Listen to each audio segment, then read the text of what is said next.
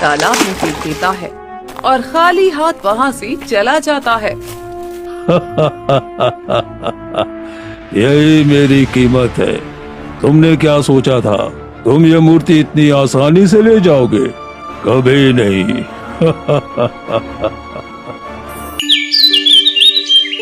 एक छोटे से गांव में एक बेहद चतुर आदमी लखन अपने छोटे से बेटे और पत्नी के साथ रहा करता था। वो हमेशा मेहनत करने से दूर भागता था और हमेशा चमत्कार के भरोसे बैठा रहता था कि किसी दिन कोई चमत्कार होगा और उसकी किस्मत बदल जाएगी। एक दिन वो घने जंगल से गुजर रहा था कि तभी उसे रास्ते में एक पेड़ के नीचे चमकती हुई साधु की सोने की मूर्ति दिखाई पड़ती है। अरे बाबा, ये साधु की सोने की मूर्ति यहाँ क्या कर रही है? अब तो मेरी किस्मत ही खुल गई। मैंने कभी सोचा ही नहीं था कि इस वीरान जंगल में मुझे सोने की मूर्ति मिलेगी। लखन जैसे ही वो सोने की मूर्ति उठाकर जाने लगता है, तभी हवा में एक भारी और गूंजती हुई रहस्यमयी आवाज आती है। रुको, ये सोने की मूर्ति ऐसे नहीं ले जा सकते। कौन है? कौन बोल रहा है? सामने आओ। मैं इस जंगल का रखवाला बोल रहा हूँ। अगर तुम्हें ये सोने की मूर्ति चाहिए तो इसके बदले तुम्हें इसकी कीमत चुकानी होगी। मैं इस सोने की मूर्ति के लिए कोई भी कीमत देने के लिए तैयार हूँ। बताओ मुझे क्या देना होगा? तुम्हें कुछ ज्यादा नहीं देना होगा, बस इसके बदले मुझे तुम्हारी बुद्धि चाहिए। बस इतनी सी बात? ठीक है, मेरी बुद्धि ले लो, पर मुझे ये सोने की मूर्ति दे दो। लखन के इतना कहते ही एक अजीब सी लहर उसके सर से गुजरती है और उसकी सारी समझ और बुद्धि गायब हो जाती है। अब लखन के हाथ में वही सोने की मूर्ति है, पर वो उसे पहचान नहीं पा रहा था। अरे ये क्या, मैं ये मिट्टी की मूर्ति लेकर क्या कर रहा हूँ? चलो इसे पानी में फेंक देता हूँ। भला मिट्टी की बेकार मूर्ति मैं घर ले जाकर क्या करूँगा? लखन उस बहुमूल्य सोने की मूर्ति को मिट्टी का खिलौना समझकर पास के तालाब में फेंक देता है और खाली हाथ वहाँ से चला जाता है। यही मेरी कीमत है। तुमने क्या सोचा था? तुम ये मूर्ति इतनी आसानी से ले जाओगे?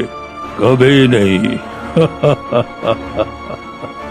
तभी तेज रोशनी के साथ वो मूर्ति तालाब से निकलकर वापस उसी पेड़ के नीचे पहुंच जाती है।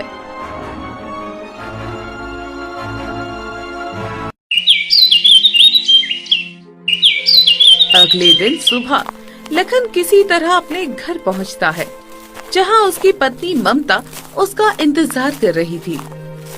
अजी कहाँ रह गए थे?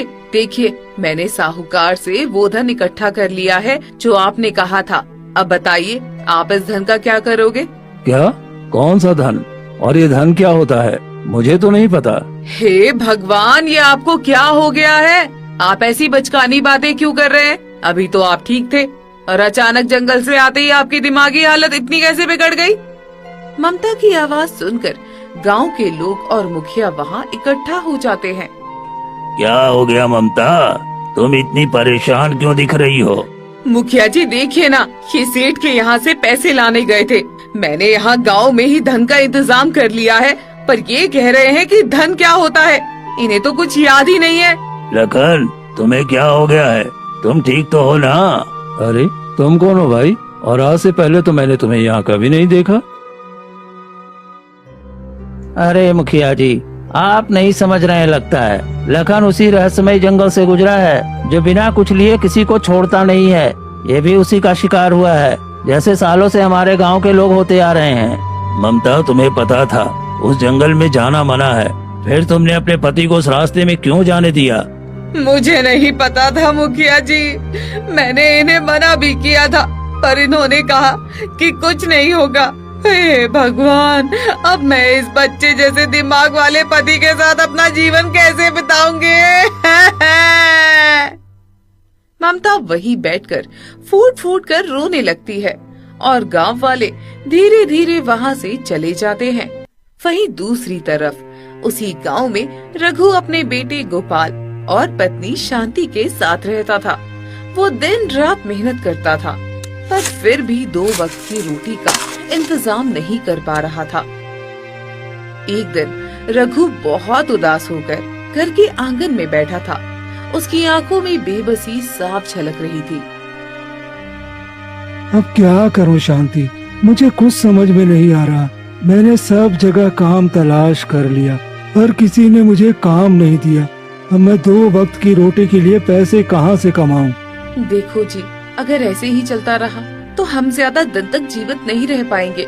हमारा बेटा गोपाल अब दिन प्रतिदिन बड़ा होता जा रहा है और उसके खर्चे भी अब बढ़ रहे हैं। तुम ठीक कहती हो शांति।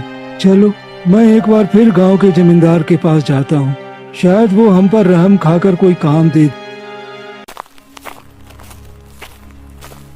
रघु उम्मीद और डर के साथ जमींदार की हवेली पहुंचता है। जमींदार सुबह सुबह अपनी हवेली के बाहर बैठा था।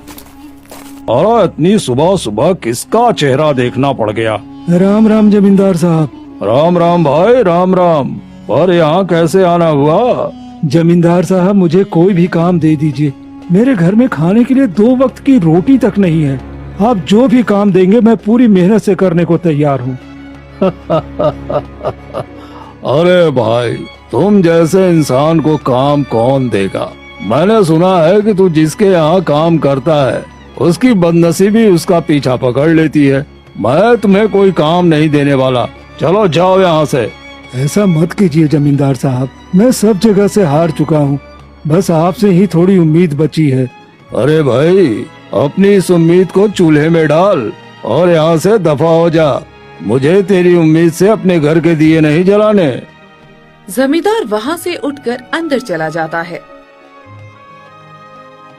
रघु शाम तक कई और दरवाजों पर भटकता है, पर हर जगह से उसे धुतकार ही मिलता है। अंत में वो हार मानकर गांव की सीमा पर एक पत्थर पर बैठ जाता है।